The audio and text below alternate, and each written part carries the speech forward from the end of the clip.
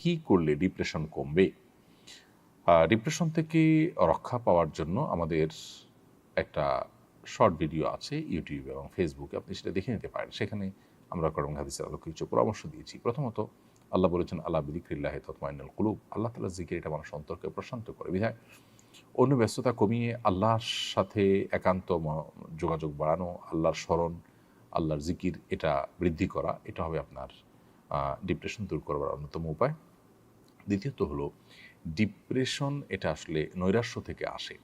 আল্লাহর প্রতি বিশ্বাস যদি কারোর প্রগাঢ় হয়, আল্লাহ রহমান রাহমিন, আল্লাহ সব কিছু করতে পারেন, এই বিশ্বাস যদি কারোর থাকে, তাহলে তার মধ্যে ডিপ্রেশন কাজ করতে পারে না। বিধায় আমাদের ঈমান, আমাদের আল্লাহর প্রতি বিশ্বাস, আস্থা, এগুলো যদি আমরা বাড়াতে পারি, ইনশাআল্লাহ ডিপ্রেশন কমে যাবে। অর্থাৎ ঈমান এবং তাকওয়ার চর্চা বাড়াতে হবে। তৃতীয়ত, ইস্তেগফার। আল্লাহর কাছে আপনি নিজের গুনাহ এবং পাপাচারের জন্য যদি ক্ষমা প্রার্থনা করেন, তাহলে সেক্ষেত্রে আল্লাহ তাআলা আপনার ডিপ্রেশন এবং দুশ্চিন্তা দূর করে দিবেন। হাদিসে আসছে, নবী সাল্লাল্লাহু আলাইহি ওয়াসাল্লাম বলেছেন, মাল্লাযিমাল ইস্তিগফার জাআলাল্লাহু মিন কুল্লি দিকিন মাখরাজা ওয়া মিন কুল্লি হাম্মিন ফারাজা।